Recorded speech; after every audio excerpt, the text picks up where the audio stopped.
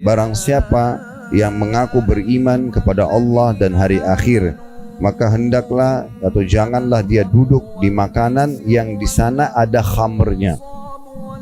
Ini ada dua makna di sini. Makna yang pertama adalah kalau dia sedang makan dan dihidangkan makanan sementara dia jadi tamu kah, atau dia masuk ke sebuah restoran kah misalnya, kemudian di tempat itu ada khamr, maka dia tidak boleh duduk di sana sampai khamr itu disingkirkan, walaupun dia tidak meminumnya.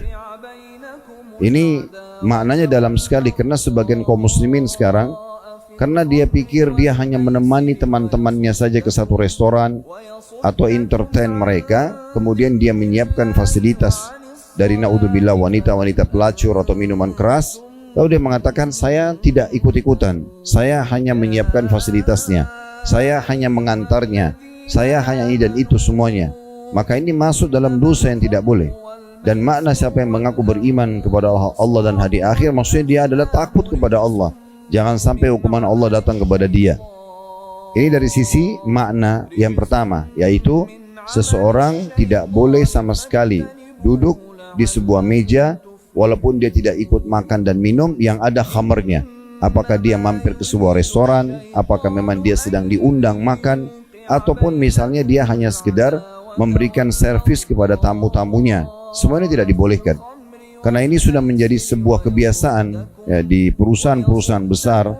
Pada saat mereka punya partner bisnis, kolega dari luar negeri, orang-orang non-muslim, maka disiapkanlah segala macam fasilitas termasuk minuman keras dan juga perempuan-perempuan yang tidak benar. Dan ini tidak boleh.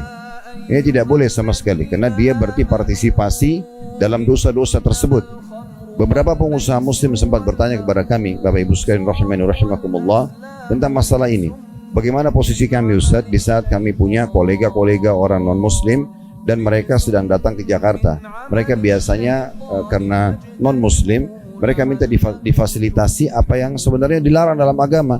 Ya seperti mereka minta diantar ke diskotik, minta di karaoke dengan perempuan pelacur, dengan minuman keras dan segala macam. Maka saya jawab ini tetap haram, tidak dibolehkan sama sekali. Anda ingin partner dengan seseorang non-muslim, boleh saja.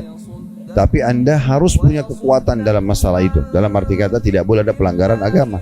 Anda jelaskan kalau dalam agama saya ini dilarang, tidak boleh.